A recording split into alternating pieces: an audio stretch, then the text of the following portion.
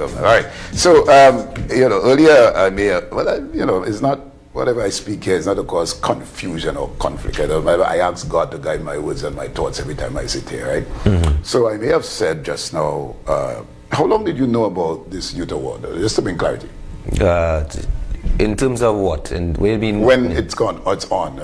Well, I mean, they would have reached out to me within a month or so, but okay. In terms of their planning, that is totally separate from us. Okay. I would not be privy to the preparation and anything advertising wise. Right. But the point is, and just to be clear, that all we have to do is to inform the population about what's on, particularly with young people. It's no fault of yours.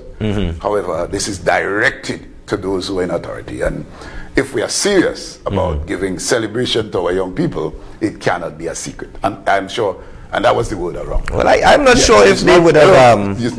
We're not blaming you, and there's no question. No, but I'm saying I'm not sure if what their plans would have been. We're not even sure if they would have planned to even stage it this year. So I can't say. Okay, fine. I can't say. All right, moving right along. So, anyway. All right, so, I'm listening to the debate about this DPP issue. And I'm asking, and let's welcome Mr. George. Morning, Mr. George, and welcome, sir. Very good. Yes, hi, good morning to you both, and it's a pleasure as always. Very good. All right, let's get into it. A new party is to be formed on the 4th of August. I almost said first because we are going to be fools with that. But anyhow, no point in that. Let's get. And this one, I'm asking. You get it.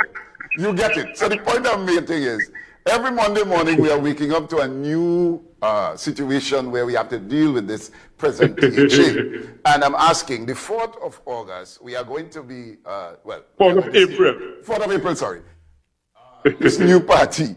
Give us what the implications are, given that they are the sitting executive of the THA presently. However, they are not under any political banner. They are now independents. Just give us a broad perspective as to what does that mean on the political landscape of Tobago, and from a legal standpoint, can that be done? Right, okay. So the thing is going to be, what we have to recognize is that the THA Act, unlike the National Parliament, the THA is different in that the THA does not recognize, the THA Act does not specifically recognize parties in the sense that the National Parliament does. So therefore you have the idea of the Crossing the Floor Act, which basically says, well, look, if you resign or you are expelled from your political party, which you came into office with, you therefore no longer can retain that seat and a by-election has to be called. That's what occurs in the National Parliament. In the THA, however, that's not the case. So legally, you can ride a party to victory and then afterwards basically kick it to the curb and say, listen, all right, thank you for the ride, but I don't need you anymore. I've gotten where I wanted to get to and I've reached where I'm going, basically. So the THA Act is different in that regard, in that there's nothing preventing you from doing so. So from a legal perspective, there's absolutely nothing wrong with the way the independents, distance themselves from the PDP, and then, they have now decided, well, look, to give themselves some validity and credibility, they are seeking to coalesce as a unit rather than to continue to be referred to as the independents. Because, of course, as independents, it sounds almost like it's each man for himself and God for all, so therefore, I think they are now trying to come under the umbrella of a party, so therefore, they will have to present to the public, what is there, I guess, I mean, it's after the fact, but I guess they'll still have to present some sort of manifesto or plan going forward as to how they intend to do things. And of course, everyone will be looking to see how this is going to be differentiated from the PDP manifesto on which they all campaigned and won office. You see, so I mean that's the whole thing where I have said previously that while it may be legally acceptable, there's always that moral and ethical imperative that you could not remain as independents forever.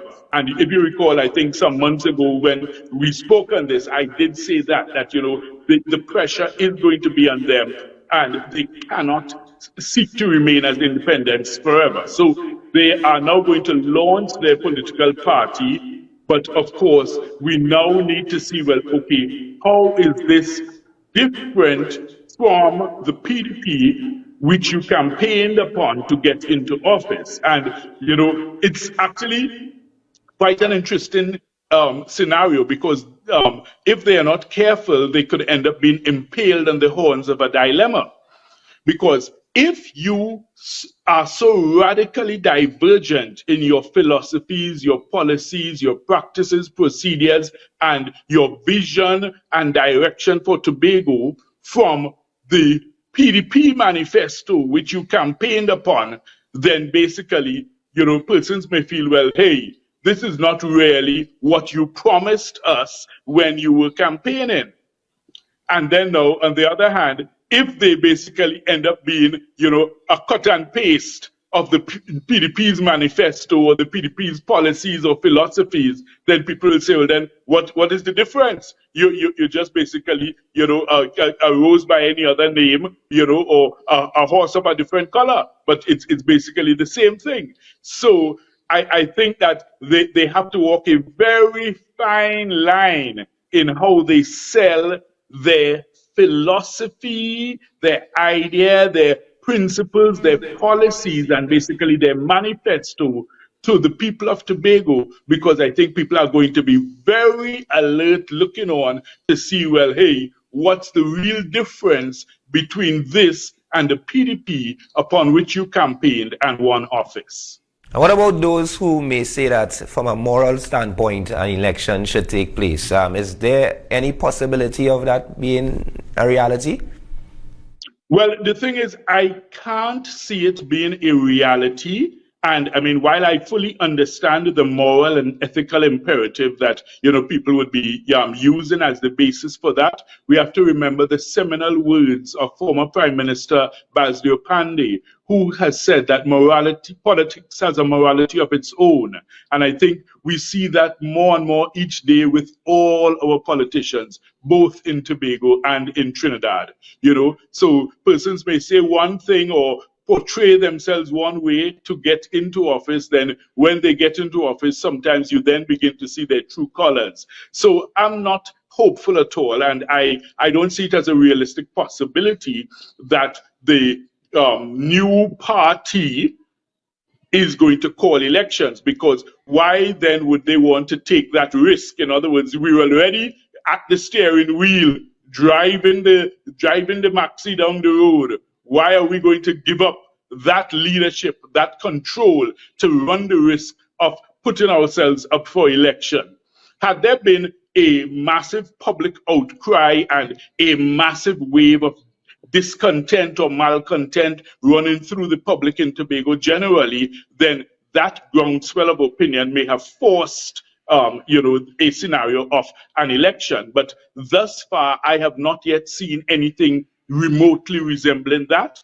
And it appears that basically they're just going to basically put on new robes and new clothing and continue with business as usual in the THE. All right, but isn't the reason for forming a new party is to convince the population that from a moral standpoint, you can't remain as independents because no one voted you in as that. Can they, and I'm asking this question because I think the public is anticipating that election will call soon. You said they are not going to run the risk of losing that opportunity to govern or to control. What is the objective behind calling the party is to do what, in this instance, given that you're saying that they should, based on what you're saying, I'm paraphrasing, that they should stay in office, not to lose or to risk losing. No, I'm not saying they should. I'm saying that I expect that they would.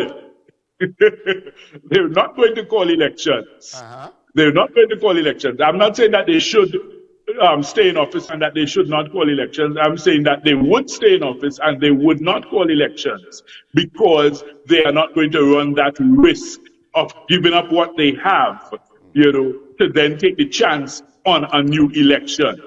So that's how I see it in terms of my prediction for how they are going to treat with it. The reason why they are forming the party is because really and truly the politics of Trinidad and Tobago is party based. So therefore, without a party, without a vehicle, without an overall governance philosophy, then people could quite rightly say, well, we don't know who you are, we don't know what you stand for, we didn't vote for this, we never voted for independence, we voted for a party which presented a manifesto, a vision, a philosophy, principles, policies, practices, procedures that they intended to apply. So we need to know what is the same for you. What is your vision? What is your manifesto? What are your principles? What are your practices? What are your policies? So it is to give the public that veneer of acceptability to say, well, look, hey, all right, we are no longer independents, we are actually a party. Of course, it still doesn't erase the fact that you came in basically on one political platform and you are now morphing and changing yourself into something else which nobody voted for. But at least they can say we have a political party. So it's for that purpose. But I do not see any hope or chance of them voluntarily calling elections now that they form this party. I think they are going to continue in office and ride out the 4 years and let the elections be due when they are constitutionally due. Of course, you mentioned the party-based voting and those kind of stuff. Is this situation a sign of a shift in the political landscape in Tobago, or you predict, or based on your experience, it's just a one-off situation based on the unfortunate situations that would have occurred at the latter half of last year with the PDP?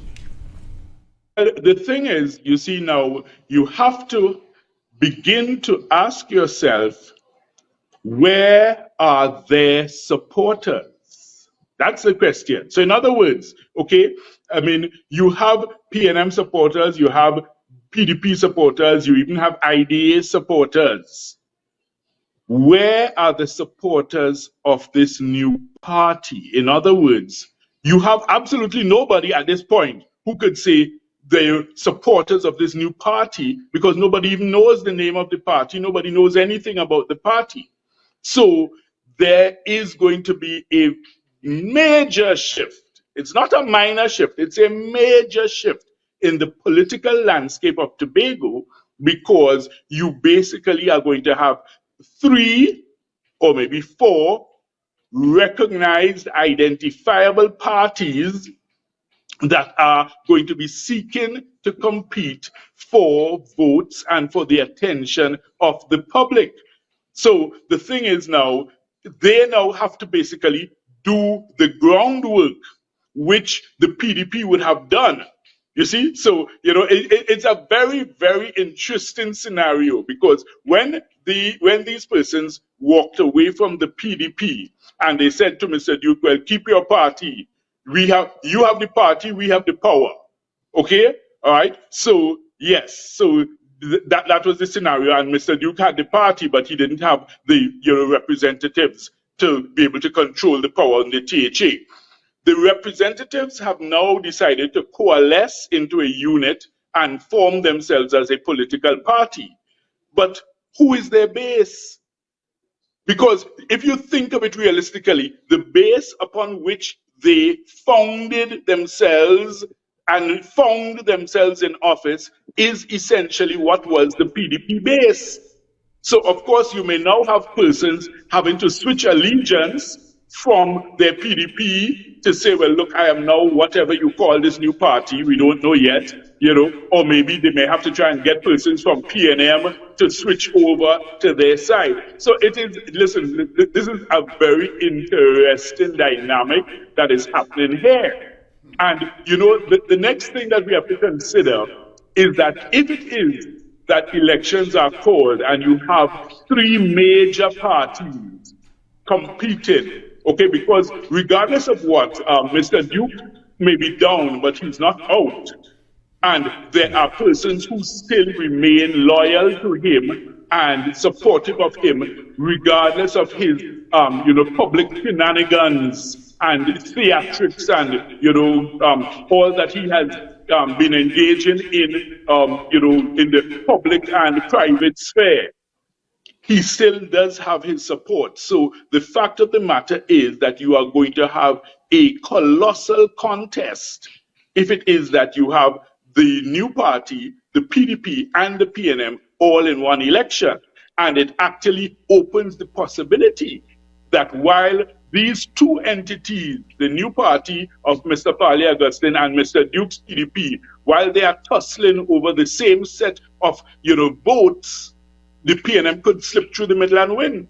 That is a realistic possibility now. So you see Mr. Kelvin Morris and you see Mr. Ansel Dennis, they're both salivating, and licking their chops, waiting eagerly, hoping that an election is called tomorrow morning, because that's exactly how they read the tea leaves. And it's actually a possibility that they could slip through the middle and while these two, you have the clash of the giants, they slip through the middle and win. And they are actually having a conference. It's on today. So, yeah. All right. Mr. George, we just wanted to get your response, and we want to thank you for being with us this morning.